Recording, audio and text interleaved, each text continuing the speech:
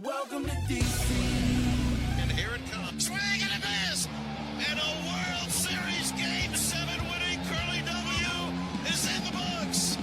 Dagger! It's 1974. The Washington Capitals are the 2018 Stanley Cup champions. You like that? I like that. You gotta like that, right? Despite all this, despite the churn, my approval ratings keep going up. We are ready to give our 500% support back to this franchise, back to this city, back to this team after Snyder leaves. And then this is the poo-poo you put on the field. For the very first time, the Washington Mystics are WNBA champions. The Washington Commanders select Jaden Daniels. I'm going to support fake teams that can't ruin my life. Did you call bank? I call game. Thank you. Sorry to keep you waiting. Complicated business. Well, FP, the bye week is typically, in years past, been our favorite one, if I'm not mistaken, because you can't lose the games you don't play. By, year after year after year, we've been dealing with Ron. I mean, the last couple of years anyway, and it's been. I don't know what you did with your time off. What did you watch football? Did you travel? What'd you do last week? We went Christmas decoration mode. Got the house ready. Got it all looking nice and spiffy for the holidays. But yeah, I was pretty bored without Commanders football. I was, all the other games were good, but yeah, I didn't really care. There was a lot of good games. I will give you that one. And honestly, there's so many things here that are happening in DC. The Nats, 10% chance to win the first overall pick. I don't know what you call it in baseball, but they got the ball. I mean, they got the top pick, and Stevie and Matt the Met were going bananas. There's a lot of baseball just kind of dominating our offline chat here. Soto getting a ridiculous deal. I don't even know how to. Insane money. It's just, if you have male children, you shouldn't be trying to force any sport except baseball. Yeah, no soccer, no football. Listen, I love football. Don't do football for your kids. You got to push baseball. You got to push baseball. Push it. Yeah. I mean, just crack. I mean, at some point, the minor league contracts have to get crazy too. I would assume. Yeah, 100%. But it's guaranteed money, and it's crazy. I mean, this guy turned down 15 years, 440 or 450 million just 2 seasons ago, and it's the safest sport. He almost doubled it. It's the safest sport. Like, why wouldn't you want your kid to play it? Yeah, maybe soccer's safer, but. Well, I don't know. There's CTE claims in soccer because they're heading the ball all the time or whatever. But I suppose you get a baseball to the chest that would hurt, or a baseball to the head that could be a problem. Hurt, sure. CTE worries, no. But yeah, I mean, yes. But I mean, I'm happy. Listen. I'm excited for Soto. Go get your money. I'm not gonna feel like it makes me hate the Nats just a little bit more. You have like the second. Yeah. Aren't we like top 5 richest owners in MLB? Yeah, the learners just don't spend though. We just can't spend money on our homegrown talent, and we see them all just come in division, and it's I mean, every time you face the Phillies, you've got to look at Harper, and now every time you face the Mets, you're going to look at Soto, and when you see the Dodgers from every once in a while, I mean, they pillaged the championship team basically, with Turner and all the other pieces that left. So it'll be interesting to see what the Nats do, though. I mean, the number 1 pick means something. There's, Rizzo was on national radio. He was on XM yesterday saying, it's not the time to pump the brakes.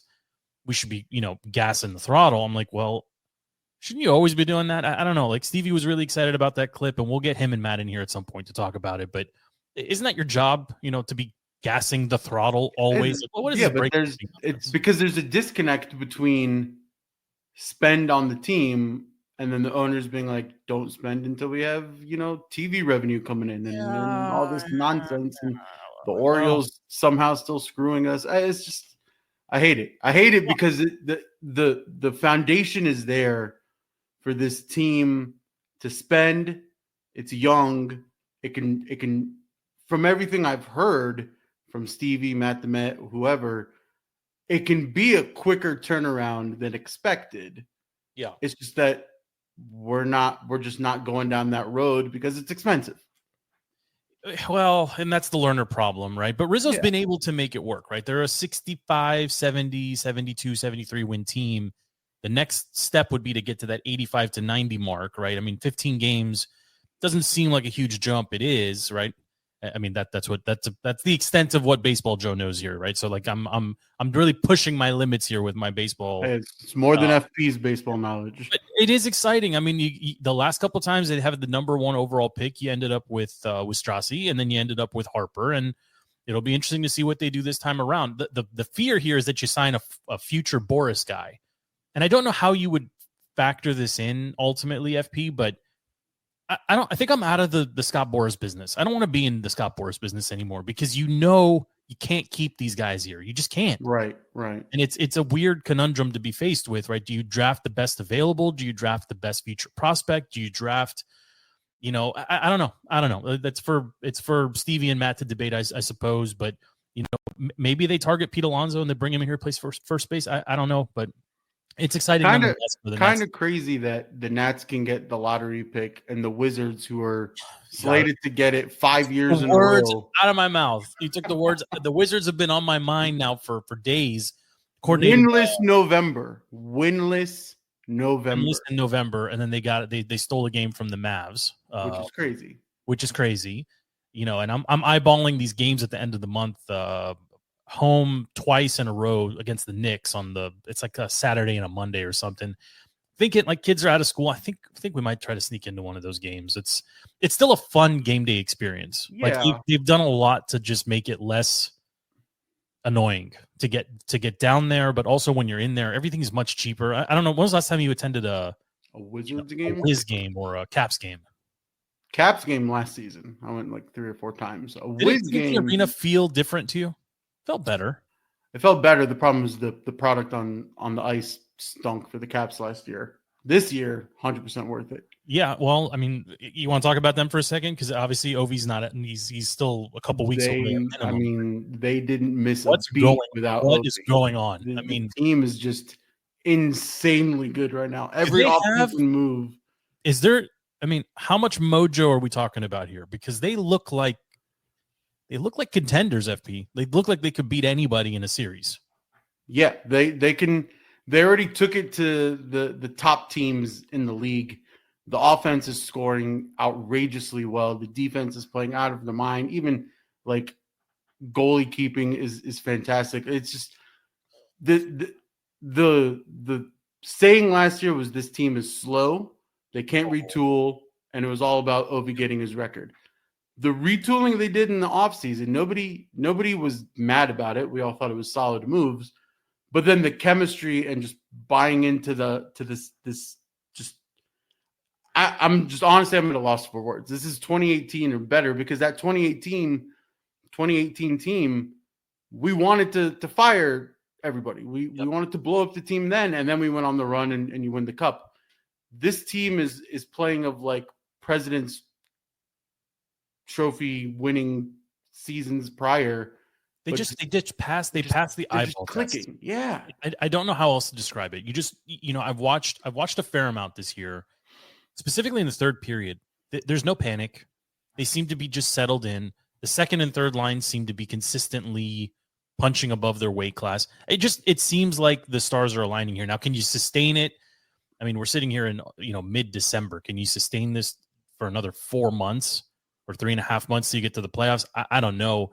Ovi will eventually come back. I mean, he needs 28, I think, or 27, or whatever the number is. He's got a shot. That's the crazy thing is like it sucks that you lose Ovi, but we quickly found a way to score without him on the ice, which is insane. And your power play is still doing everything it needs to do without seriously one of the greatest power play goal scorers ever on the ice.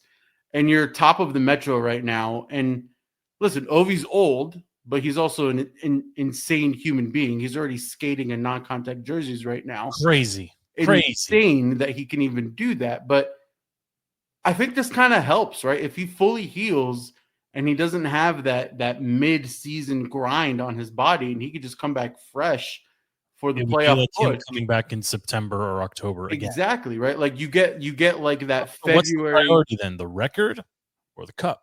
I mean, if you ask Ovi, he's going to say the cup. Ovi's going to be team first. I think they go hand in hand, right? I think only have one. I think I mean, I want the record because I don't know. I don't know. Ovi's weird. No, right? I think this is the wrong answer. I think you got to go for the cup. You got to. No, but I mean, Ovi's weird, right? Because you're like, there's no way he could do it next year. We said that last year. We said that the year before. He just keeps scoring goals. It makes no sense. So, but if Ovi gets the record, you're probably making a cup push. It goes hand in hand.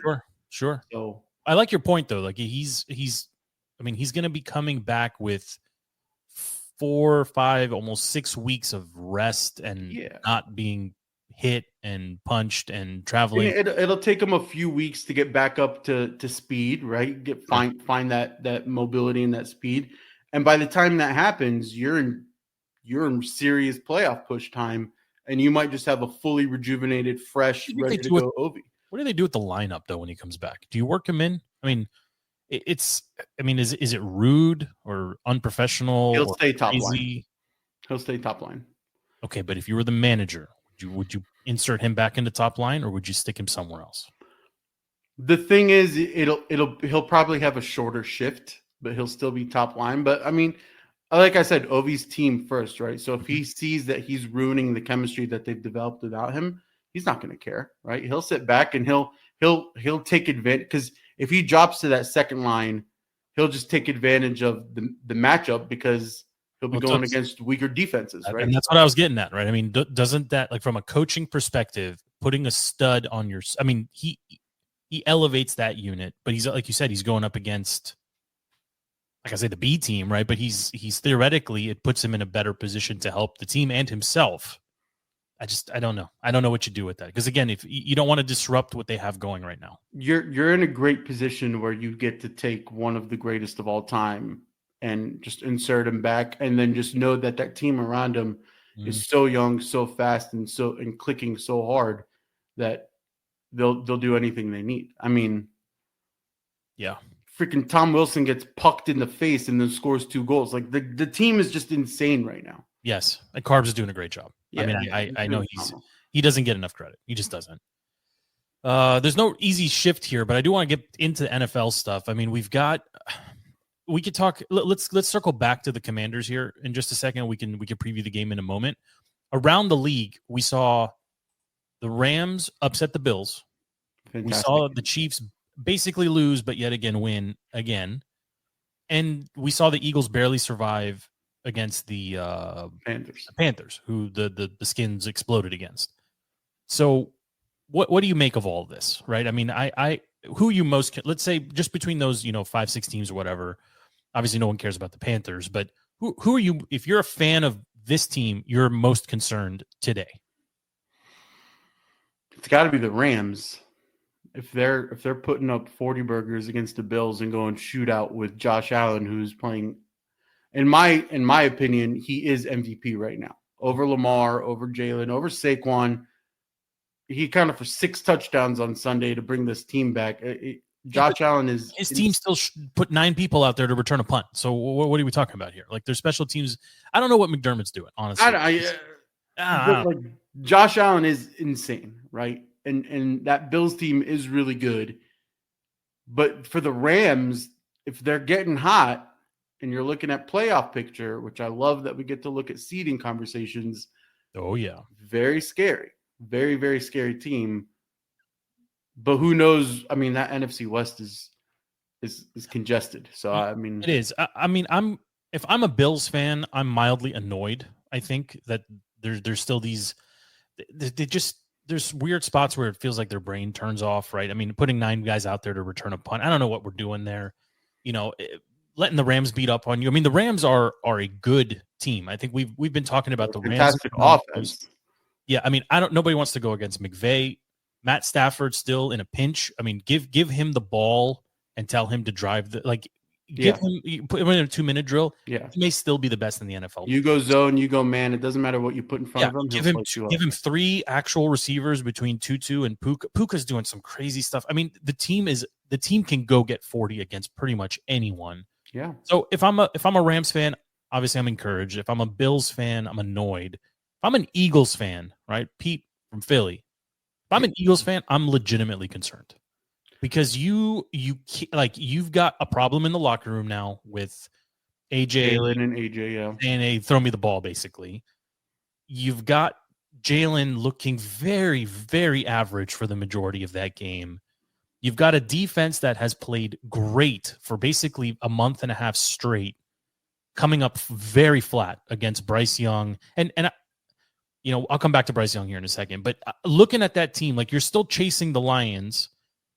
But if I'm an Eagles fan, I'm really concerned. That was a poor outing for them, more than any other team, right? We'll talk about the others, but if I'm an Eagles fan, I'm legit concerned that this team peaked too soon. Your concern should be going against the Steelers this week, because that is a matchup. In a 4 o'clock, there's so many good games at 4 o'clock. There's so many good games. What is the NFL doing? How did this happen? How do we have, like, usually you get like 2 poopy games and an okay game, and it's red zone and whatever. There's like 4 really good games this week in the 4 o'clock window, and the majority of the country is going to be watching Pat's Jaguars, I think, or something. Yeah, it's very, very odd. First of all, if you don't have red zone, you should pay for red zone. It's worth for this week. Penny. Yeah, yes, worth every penny. But if you're the Eagles and you're going against this Pittsburgh defense, and you have your Pennsylvania Bowl or whatever you want to call it, like, this is a real test. Like the Ravens game, that Ravens defense has always kind of been weak. Everybody knows that, right? But this Steelers defense, and even Russ is cooking on the offensive side. That's going to be a really good test. Phrase with all my heart, but okay. I hate it too, but he coined it. So. Let's ride. Oh no, that was last year. Sorry, keep going. Danger Russ. But I mean, yeah, the Eagles. I just have no faith in Sirianni to keep the team tight going deep into the year, and that's what you saw last year. Even with a good record, they just crumble at the seams. Basically due to lack of leadership. Like Jalen Hurts, he's steady, he's quiet, but it's almost to a point where it hurts him because the offense looked, but they looked bad. Like Saquon, I mean, MVP, we should be talking Saquon, Josh Allen, Jared Goff. I mean, who's your next? Lamar, maybe. I just feel like kind of falling off. Yeah, Holmes not. I don't know. The ref for the Chiefs. I mean, Stafford should be in that mix, right? I don't think he's going to get any love because of the record of the team overall. But Saquon is Saquon. He's going to get his yards. He's going to be a tough out for anybody defensively to stop. But the team just didn't look good. Like again, it's the eyeball test. The Panthers were able to stay in the game. Hubbard looked like he was able to basically get 4 or 5 yards a clip. Anytime they handed him the ball, he was falling forward for positive yards. And in the fourth quarter in particular, as the defense got tired, Bryce Young, I got to be honest, he's really changed my mind from that benching that he went through. Yeah, something happened when he sat on the bench and watched Andy Dalton for a couple of weeks. He's been playing much better. He's much more like the Alabama Bryce Young. Yes, much more poised. He's better touch on the ball, and it's crazy because you go back to the beginning of the season, the Bears. The prevailing thought was the Bears fleeced the Panthers, right, by trading and they drafted Bryce, this and that. Looking at him right now, right? The and this Panthers looks to be a better. Yeah. Just a question. Who's playing better football right now, Caleb or Bryce? And it's crazy we're even asking. I'm even throwing this out there. Yeah, the fact that it's a question that can legitimately be asked is insane. I mean, it's not a terrible question, right? I mean, it's not a terrible question, but if you look at both franchises, top to bottom, both owners suck. Yes, but. I wouldn't say the Mara family sucks. I think they just fired a coach. They suck for different reasons than Panthers owners suck. Okay, but they're not. Caleb got his coach fired. Yeah, did he or did he? I mean, maybe not. Maybe that's unfair. Eberflus got himself fired because he can't tell time. It's just when you look at that. I mean, you have Roma Dunze's dad is tweeting at the team saying he would have had 1,500 yards. Oh yeah, like that. The Bears overall, and they've got talent on that team. Full dysfunction. The Panthers, their biggest problem was the price they paid for the trade and Bryce not owning up to being worth it. Now, if Bryce starts being worth it and you start building around him and Canales or whoever is a solid head coach, that team can. I mean, the defense isn't bad by any stretch. Yes, right, and you could just very easily. Hubbard is good. Brooks, their rookie running back who got hurt, he's good. Right, Hubbard when he comes back, Hubbard is good. Legette's got that crazy accent, but he's proven. I mean, if Legette is a little bit better, they beat the Eagles. Yeah, exactly. He does. Yeah, exactly. But they also traded Deontay Johnson coming off a heater, knowing that hey, maybe he's not what his stats say he is. Right. Traded him to the Ravens. The Ravens, they threw him 3 balls in 6 weeks and then suspended him. Yeah, and then he's crying in the locker room because it was a perfect trade. It was a great trade for the Panthers. Yeah, well, that's what I'm saying. They got the draft capital back, and you look at them now, and you're like, well, I'm not going to crown them the next team or the team of whatever, right? But Bryce is playing significantly better football right now, way better. Yeah, and Caleb is playing significantly worse, right? I mean, at this point, rookie of the year. It's only 2 options. It's 2 options. Yeah. I mean, listen, Caleb,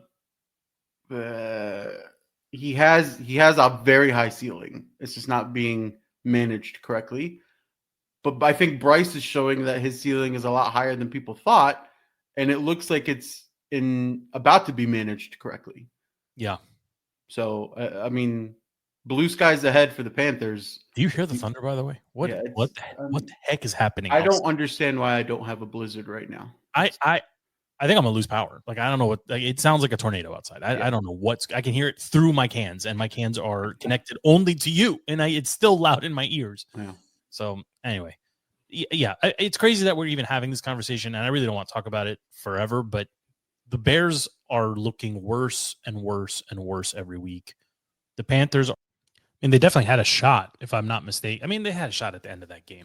You know, okay, let's pivot. There's a bunch of other stuff I want to talk about, too. We got the Vikings. I want to talk about the Vikings here for a second, FP. Go for it. How do you win 11 games and no one cares about you? How is this possible? How do you continually just explode offensively, crushing people legitimately? How do you have a quarterback that throws 5 touchdowns in a game and it's not even like a top storyline around the league? It's insane to me because KOC should be easily coach of the year for what the Vikings are doing with Sam Darnold, with how good this team looks, with breathing down the Lions' neck for just the division, essentially, right? Like, the Lions don't have that locked up yet. It's just this team is playing exponentially better than when they had Kirk, and then you see what they did against Kirk. It should be a bigger story, but then you have the Saquon and you have Jaden Daniels and you have all these other teams, but it should be a massive story that they're at 10 wins, 11 wins now. Like, it's crazy. Can you check? I think they're 11-2. Yeah. I mean, they technically can still catch the Lions. I think they still play each other once. Yes. And the Eagles, I think, still also have a shot to catch the Lions. Like this, I mean, the Vikings are 11-2. 11-2. With healthier than the Lions. Yes. It should be a much bigger story. Yeah. I mean, at the beginning of the season, we talked about the NFC North potentially putting 3 or potentially 4 teams in. Now, the Packers, as much as I don't like them, they're playing pretty good as well. And I think they're in the wild card, mix. I mean, you go big balls decision from Campbell away from winning. Yeah. I mean, sure. It's insane. But the Lions, they lost. But the Lions haven't locked up the NFC, right? I mean, all this to say, the Vikings are still alive to catch and can catch them. The Eagles can catch them, right? If the Eagles drop to the Steelers and, knock on wood here, or, let's put some positive vibes out there, the Commanders win. Right. The NFC East is still in play. Right.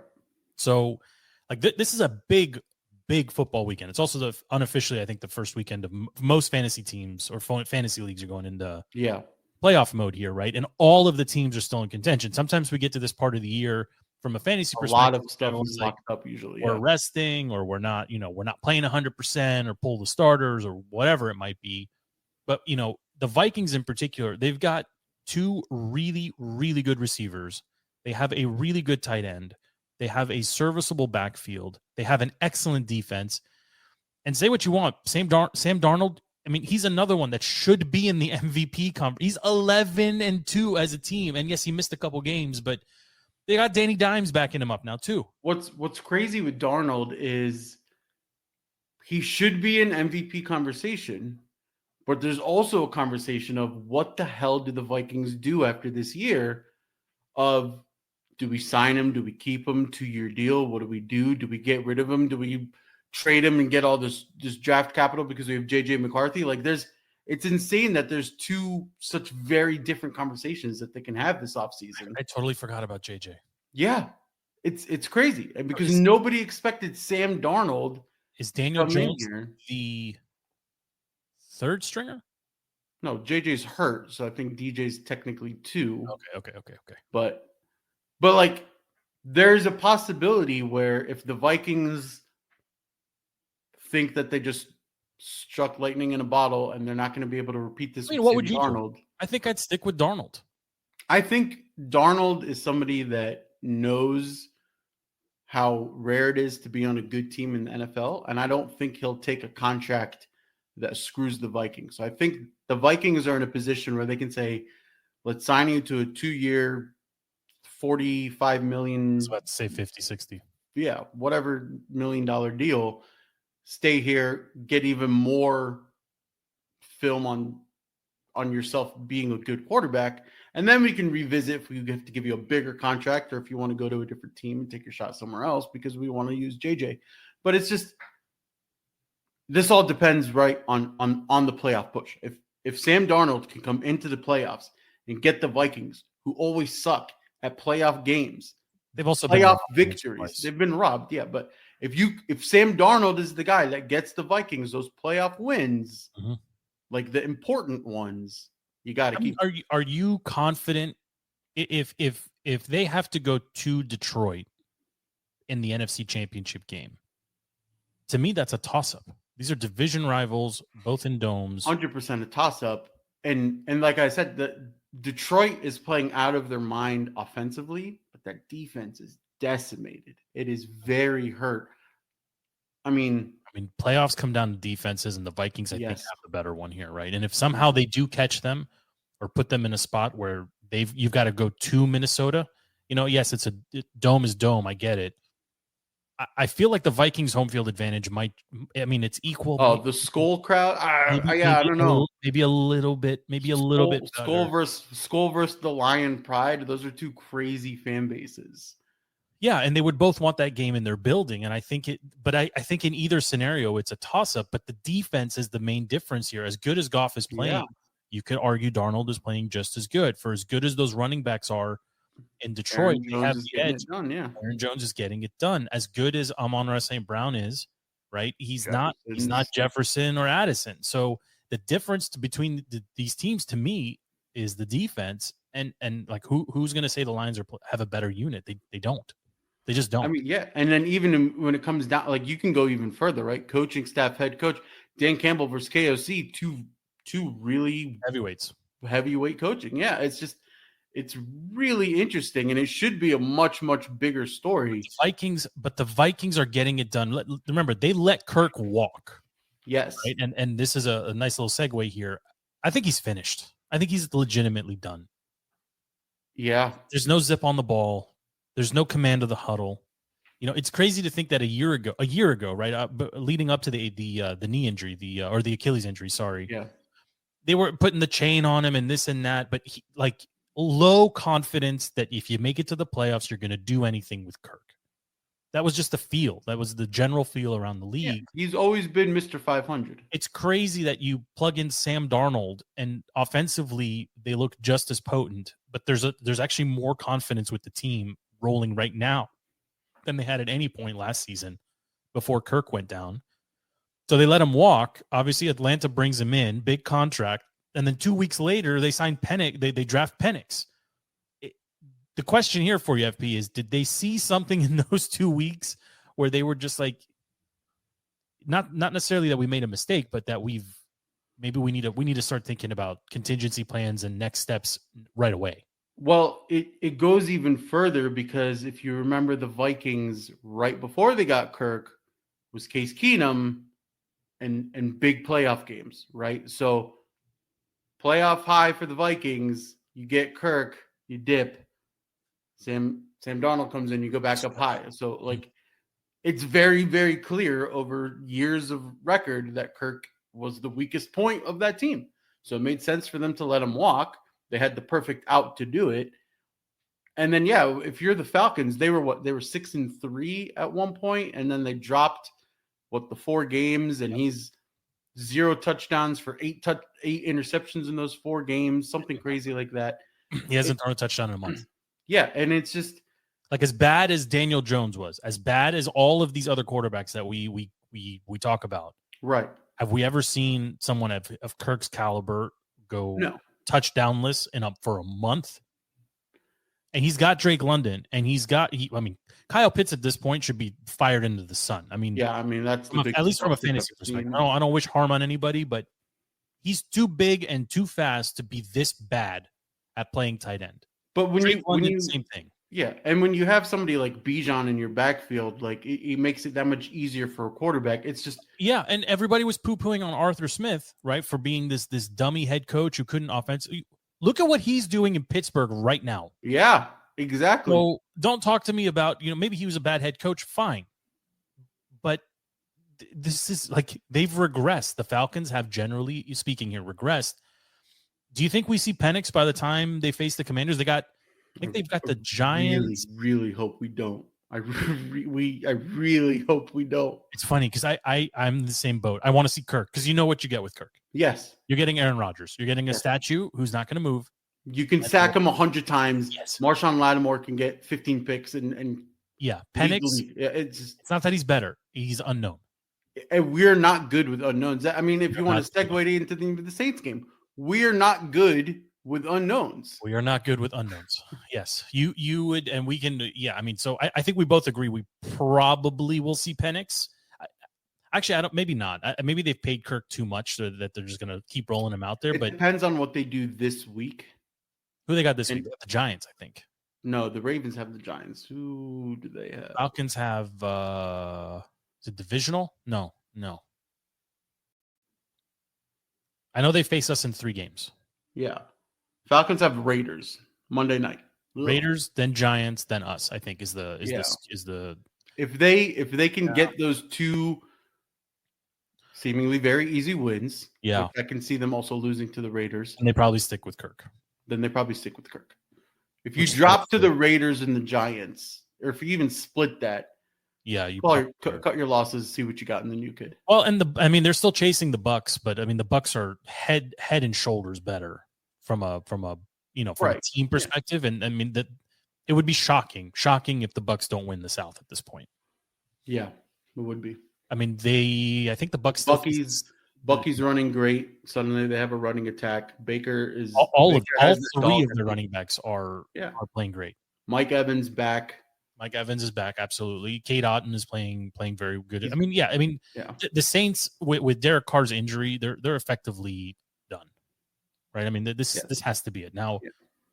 I don't know who's going to start for them at quarterback. I don't know if that's been announced. I think Taysom is injured as well. I don't know. Taysom is injured. It's either what's his face? Crap. I was just talking. Ritter? Might be Ritter. Is it Ritter? Desmond Ritter or the other guy. So it's basically going to be a whole lot of Alvin Kamara. Yeah. Versus the Commanders, which is actually not a good thing if you're a Commanders fan because Kamara can rip up too. Not a good thing. Okay, so we get Lattimore. I believe Lattimore is practicing in full and is a go for Sunday FP. However, it looks Spencer Rattler. Thank you. Rattler. And so Lattimore is going to play. Full practice participant. Looks like your boy's not going to play, though. Looks like Noah Brown finished. Noah Brown looks finished, which sucks. The big problem. But there's somebody that you completely forgot about that's coming off of IR. And his Luke, name is Dion. Jamison Crowder. What's wrong with you? You did not just say that with a straight face. Come on. Go on. catch 5 for 50. Come Can on. he not? He cannot. He cannot. He can. No, his job is to catch the ball, field the ball, and fall over in place of Eckler. We saw him being used last year. He did a little bit. I can't believe that. I can't. This has got to be Luke McCaffrey time. This has got to be Dion time. This Jamison Crowder aside, yes. Jumbo package. Ertz needs to get bigger. I want to see Sinnott get more involved. Luke needs to have a breakout game. We said Kirk didn't throw a touchdown for a month. Zach Ertz caught one every week for a month. Yeah, 100%. Yeah, it's losing Noah Brown hurts. Yet somehow this offense and the weapons that Peters has brought in, even OZ, the amount of Diami is still there. Like wild. What? What's the problem? Noah was barely a number 2, barely a number 3. We've always been number 2 by committee. So losing one of the committees is not necessarily an issue. Okay, but Diami and Luke are going to have to get the 6 for 65 or 70 yards, in addition to their own. I think they can do it, right? But listen, wide receiver 2 is a nice to have in this offense. But if B-Rob goes, if Ertz goes, and if Terry gets fed, who cares about wide receiver 2? It's a nice to have. I like that it's in New Orleans, right? A month ago, we were talking about, Super Bowl plans. I mean, it's nice to get down there, a little preview of the town and whatever. If 6-7 weeks from now, I'm slurping it up over here. Come on. So I mean, I know, but it's we said going into the Titans game, like they had to have that one to get to 10. Like there's just no way around it. I think they have to have this one too, given what we're seeing elsewhere in the league. Yeah, the wild card race in the NFC is very crowded, and the conference so you need to start pulling away. Like this one is it's not a must have because you still got the Cowboys and the Eagles, but this one would be really, and the Falcons actually. But it's nice that we have all the NFC games kind of to help us there. But this is. Would you agree that this is the most winnable of the remaining games? It should be, but MVS doesn't scare me. If Lattimore's going, scares me a lot. Even without Lattimore, it's all about Spencer Rattler. Like he should suck. We should demolish him. Yes, but Cooper Rush destroyed us. So I don't know what to tell you. Yeah, but Coop wasn't a rookie, and he was playing behind a better offensive line. Did you watch the Monday night? I saw. First of all, can we talk about how stupid it was that you couldn't flex that dumb game for the stupid Simpsons telecast BS? What was that? It was garbage. No, there's no way anybody watched the. How many people watched that broadcast? There's no way anybody watched. Homer, first of all, fun stat. Homer Simpson has thrown for a touchdown more recently than Kirk Cousins. That's how stupid the world is right now. Who, what, why? Who thought of it? What were they thinking? Yeah. And why did someone allow it to happen? First of all, it wasn't even Simpsons. It was 3D blobs that looked like it. But who's watching? Who asked for that? Who said, I would love for my insert group of people to get into football? This is how we're going to do it. Yeah, it makes no sense, especially when you have a Bills-Rams game that was amazing that could have been flexed into Monday night. But no, we get the stupid Bengals versus the stupid Cowboys, both teams having nothing to play for. We saw CBS push the Nickelodeon Slime Factory Super Bowl thing.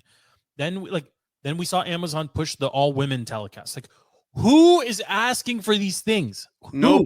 Nobody is asking for them. So instead of giving football fans things to fan about and flexing the games like you're suggesting, we insist on doing something that doesn't pass the sniff test with any logical fan. Like, I don't get it at all. No, just pay attention to your target audience, which is men and women from 17 years old to 80. Nobody cares about the children. Leave the children out of it. They will get there on their own. Children are fans of what their parents are fans of. Children are fans of what their parents are fans of, or Madden. Okay, I don't know what boomer thinks that Gen Alpha kids are in touch with The Simpsons. They're not. They don't watch Nobody The Simpsons. cares. No. It's the Gen Xers that are still watching The Simpsons. Yes. In year 30. And all they do is If complain you about watch The Simpsons in 2024, it's because you've been watching The Simpsons since 1994. Yes. Not because you found them in 2014. Yeah, it's just, I don't get it. It makes no sense. I don't get it. Yeah, I mean, I forgot what we were talking about. We're talking about the Commanders and Saints. Yeah. I mean, we're not getting flexed. We're 1 o'clock and done. Hopefully, The with Falcons game is the TBD one that could get flexed. I mean, they would both teams would have to win a lot of games between now and then to get flexed. Are you talking about this week? No. On the schedule, our game. Yeah. Commanders Falcons is set as TBD. Yeah, I mean, if for that to happen, though, I mean, I would imagine both teams would need to win 2 games each going into that game to make it for that flex appeal. That's the thing, right? If you look at the schedule, right? If you take care of the Saints, and let's again positive vibes. Let's say you take care of the Eagles, right? If the Falcons should be taking care of the Raiders and the Giants, 100% that game is flex worthy. I don't know how the schedule makers foresaw this or what script they were. Well, they didn't. But hold on, they didn't because they put 4 incredible matchups in the 4 o'clock window this week. Right? You got the Pennsylvania Bowl. Let me look it up. Actually, I don't want to get this wrong. Or if you have it open, let's look at it. You have your 4 o'clock games: Bucks, Chargers, Colts, Broncos. Bucks, Chargers. Hold on, Bucks, Chargers. Huge game for the AFC. Yes. Okay. Colts, Broncos. That's a huge game for the AFC for the wild card. Broncos should handle business. Bills, Lions is massive. Huge game. Huge. Yeah, and then Patriots, Cardinals is poo-poo. Yeah. So 2 of the 3 of the 4 games have legitimate playoff ramifications. And Lions Bills. 4 of the 5 games because the Chargers and the Broncos are both very much in the hunt. Yeah. Yep. And then the Lions Bills is a legitimate Super Bowl preview. Yes. And the country may not be watching it because of these and disgustingly enough, Steelers Eagles could also be a Super Bowl. Yeah, well, if you give me a Pennsylvania Super Bowl, I'm rioting. The NFL wants the Chiefs in there. Yeah. I mean, I don't know how they keep talking about the doink. I don't know how they keep winning these games, but clearly the NFL wants the Chiefs in there, and the 4-peat would be incredible. And look, they keep winning, so like you say what you want, but I mean, some of the calls, especially during Thanksgiving weekend, there's no way they would get to a 4-peat if they win the 3rd one this year. There's no way they're getting. You think they could push for 4 next year? Isn't it this year 4? Oh no, you're right. You're right. Sorry. It's a 3-peat. It's the 3rd in 4 years. Yeah. 3rd in 4 years. Yes. Oh no, 4-peats. Okay. No, 4-peats is nuts.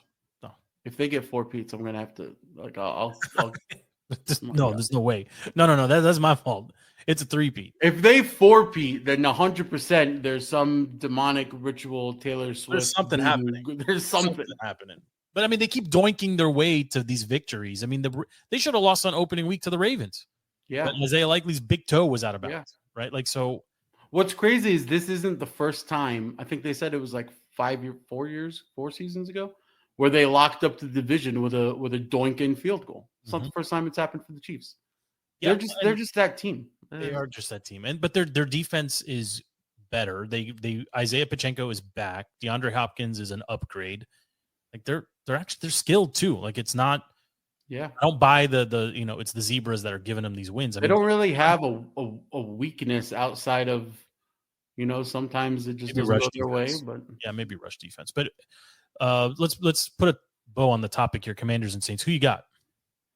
I'm going Commanders, and I'm hoping that we see a really refreshed, rejuvenated O-line, and that running attack just goes crazy. Like I want to see another 250 total yards of rushing from whoever's back there, and it's just a monster game, like 38-17 something. Now, I'll give you my game script here. a lot of it is lifted from the Titans game. Get out there, get Terry involved quick. Try to get a 2-touchdown lead to start. Kick a field goal or two going into halftime, and then nurse that lead the rest of the way with your running game. Yeah, I would run all your running backs the whole way through. I want it to be a boring game. We don't need theatrics. Like, come out, shoot, like come out firing, build a lead, because they can't come back. If you let this team hang around just like any other team in the NFL, like this game, we don't want it to be interesting. Just like the Titans game. I don't want it to be interesting. Things to watch for, though, we have been slacking on getting our QB sacks. I would like to see the sacks come back this game against unskilled, they should be able to get quarterbacks. Yeah, they should. Right. They should be able to do that. I think Kamara's the guy who can kill you, and he can kill you. Like, say what you want about his age, he can go 50 yards, no touchdowns, but he can very easily go 180 yards, 5 touchdowns, like we saw 2 Christmases ago. Like, and MVS he might drop an 80-yarder and then catch 3 50-yarders in back-to-back possessions. I mean, I know he's burned out or flamed out basically every team he's played on, but he can still run past anyone. And and Lattimore, like, I mean, he's the guy I'm going to be watching. I think jersey number 23. I think 23. Yeah. So like that, I'm going to be fixed on him. Like, I want to see him. I want to see him take the field. It happens to be against his old team, which is fine. But I'm looking at his snap counts. I'm looking at how how the defense maybe shifts away from him. Do we see less nickel packages? Do we get an extra linebacker on the field? Do we see Fowler play on the line? I don't know. Like, I'm excited to see what the defense could look like. Yeah. This is really a tune-up game, not to get too far ahead of ourselves, but you want to figure out how your defense is going to line up this week in preparation for next week. Yeah. So, yeah. This is the best time of year. It's the best time of year. We've got meaningful football in DC, which we didn't have this time last year. It's been several years since we had anything going on, and I mean, they made the playoffs with a losing record in 2020. I mean, 2020, yeah, COVID year, right? Yeah, but the December games that year weren't as important as these December games. It was yeah. We fell ass backwards into the playoffs because the entire NFC was weak, especially the East. Do you buy into the revenge game moniker? I don't think I buy into it, to be honest. But did you have Chase facing his old team? You got Lattimore facing his old team. I honestly forgot Chase Young was on the Saints until I was waiting for you to bring it up or anyone to say anything. I mean, completely forgot. You're gonna be watching 99 to do his one move on this. I cannot wait for him to bull rush past Andrew Wiley. If he registers half a sack, I'm gonna be pissed. What is the over under on that? Can I place a bet on that? I'm taking the under. Looking up right.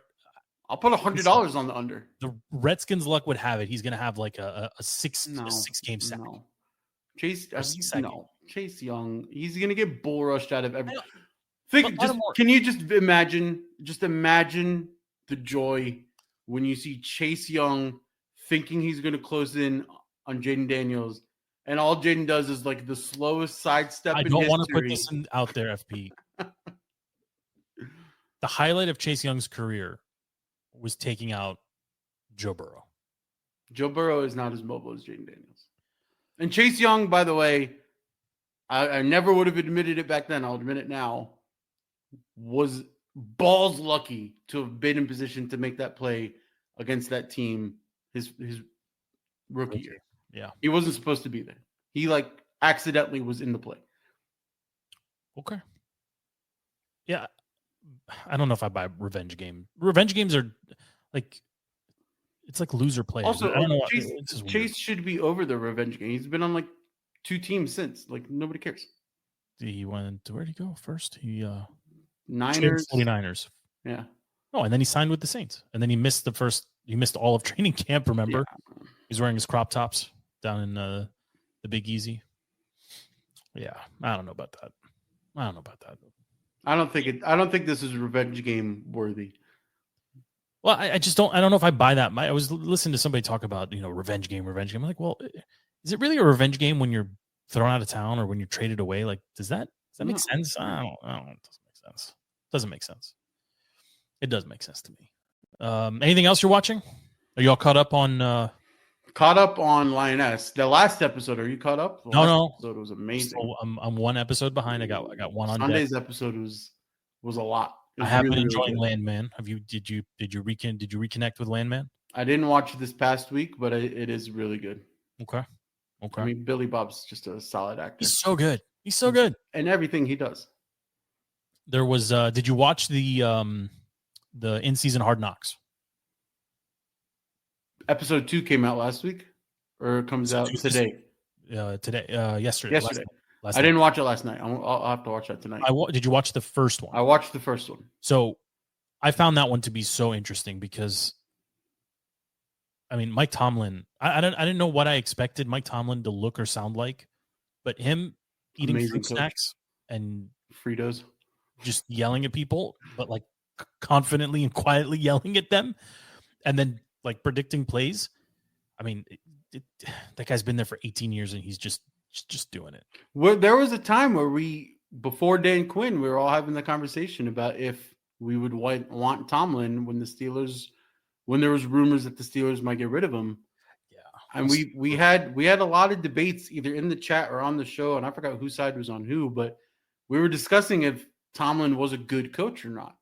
And I think after watching that Hard Knocks episode, I think he's just a really good coach. And I think it's more like you have the McVays and the KOCs or whoever that are like the super brainchild coaches, right? And they can do that. But Mike Tomlin's kind of like the OG Dan Campbell, where he's just, you really buy into him, you buy into the team, and he coaches up like the player, like the actual person, right? So like, what was his face?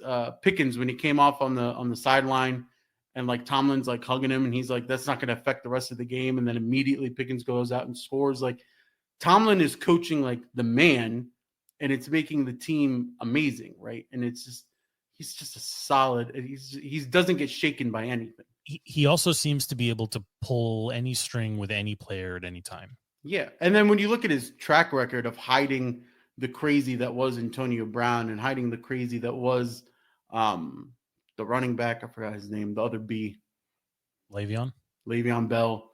Like, he can hide all of the dysfunction because he has such a tight grip on that locker room. He's like the opposite of Sirianni. He could also bring in 2 veteran quarterbacks and use them perfectly. And navigate all of that mess too. Yeah. Because he's fully in control. Yes. He's just an adult, and yeah, but it was even the way Harbaugh runs the Ravens. Like, when you see I was fascinated actually by seeing the facilities. Beautiful. Like, what part of Maryland looks like Italy? Yeah, because that's where the Ravens. that practice facility. Where are those roaming hills in Maryland exactly? Because that doesn't look familiar to me at all. No. Yeah.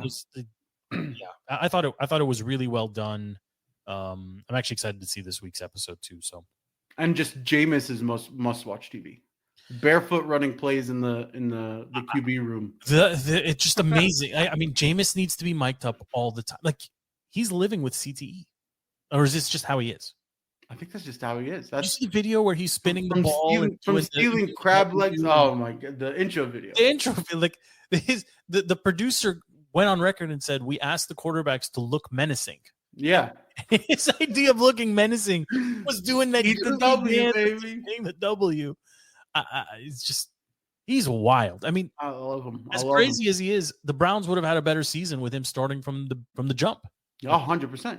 I mean, they're in an impossible situation with Watson, but I mean, look at what they did with Kadarius Toney, right? I mean, this loser. Didn't they cut him already? They cut him. Like, they according to the rumors are that he was notified on the sideline on Sunday that he was going to be released. To get a personal foul taunting penalty on a fair catch. How do you do that? How do you do that? Like, what is this? Why are you going to throw the ball at somebody after a fair catch? You're not that good. You're not significant enough of a player. Like, you didn't cut it with the Giants. The Giants let you go. Yeah, and their number one need was receiver. Yes. Oh my goodness. I don't get that one. I got one last topic here. I'm honestly a little iffy about even talking through this, but the NYC assassin has been caught. Luigi. Are we putting caught in quotations? I'm not putting in quotations. I'm putting it in quotations. I'm asking you if you're surprised about how it ended. I'm going full tin foil on this one. I don't think it's him. Okay, I wasn't expecting that, but okay. Are you going to tell me Ivy educated trust fund has all of his shit together assassin is going to go out there, and the cops are saying it must have been a skilled assassin to make that kind of shot, right? And then the gun that he made with the gun that he made in his house. And then they're saying they found his jacket, but then he was caught in McDonald's with his jacket, with the manifesto, with the weapon. And you're going to tell me all of a sudden somebody at McDonald's just randomly recognized the guy that nobody could recognize off his smile? It's just, none of it adds up. It makes no sense. I love that his name is Luigi. I'll give you that there's gaps. Did you see that H&M posted that their number one selling item was the green jacket? I mean, it's a nice jacket, actually. But like this shows you like how insane people are.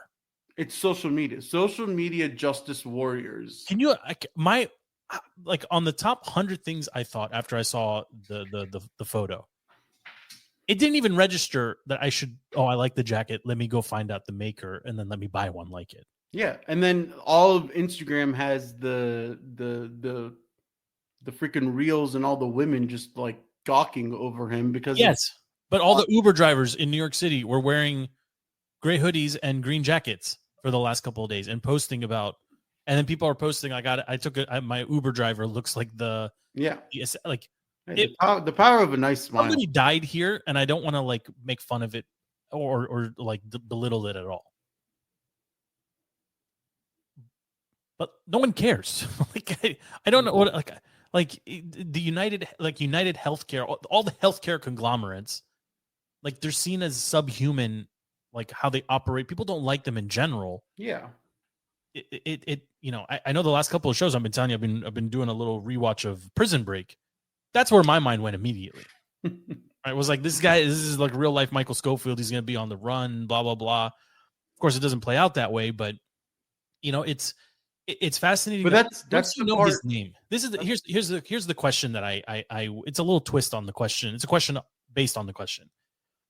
If you could identify the shooter, let's just say it was somebody that you and I both know, right? Let's just say somebody that you went to high school with, or you went to college with, or you work with, even, right? Right.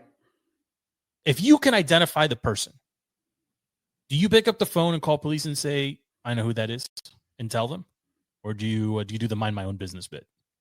I tend to lean mind my own business. I think it would depend a lot more on the crime in question.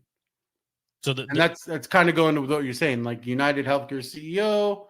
And if you read part of the manifesto, you're like, local radio, we're all fans of the Junks here.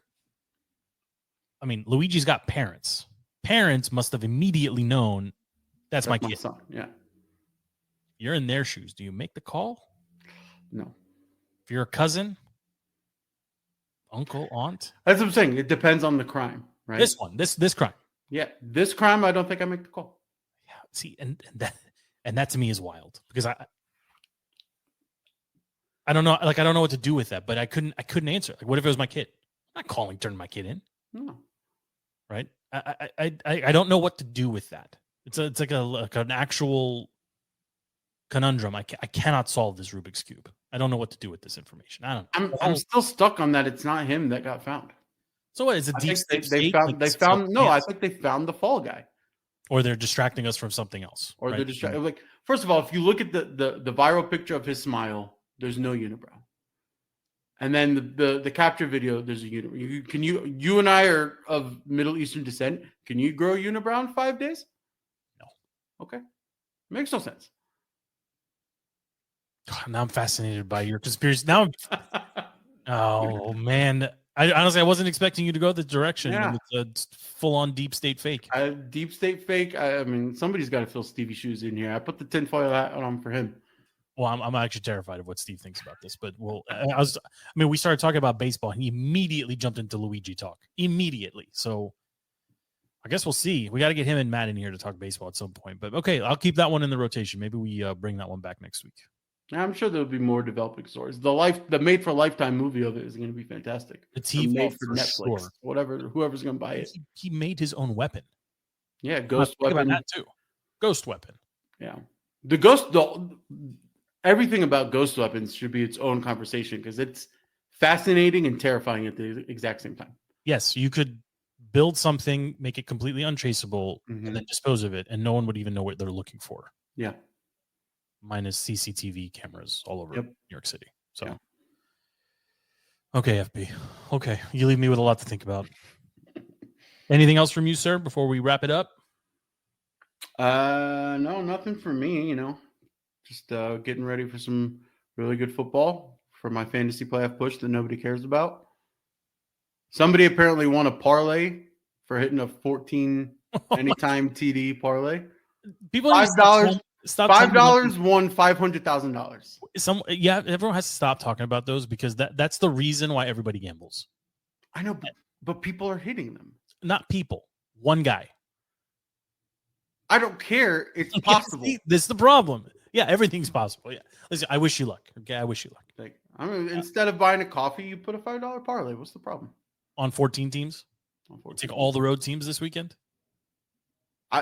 It's always something crazy like that, right? Like every tight end is going to score a touchdown. Yeah, exactly. There you go. Or 3 missed field goals across 5 afternoon games. It's going to happen. It's something crazy. All right. Well, I got nothing to add to. It's a good show. It's a good week. It's the last real full week of work before people start taking off and schools start letting out early. And hopefully the weather just figures itself out because this spring rain in the middle of December is not. I don't like warm Christmases. It pisses me off. It's not my favorite. What do you think of people in Australia are doing? Think about it. You're at the beach hanging out. It's 200 degrees and you go home to watch a Christmas movie and it's snowing in New York City. Yeah, well, that's why I don't travel during Christmas because I need it to be cold and snowy. I need it. I need to be in a Lifetime movie. FP, I think we're done. Yeah. It's game time. For FP, my name is Joe. The show is DTC Defeating the Curse, available on all social media platforms. Just search for DTC. You can listen to the show live on YouTube and on Facebook. You can catch up anytime on any of the other platforms, Spotify, Apple, Google, et cetera, et cetera, et cetera. Just search for DTC. We pop right up. Until next week, we are out.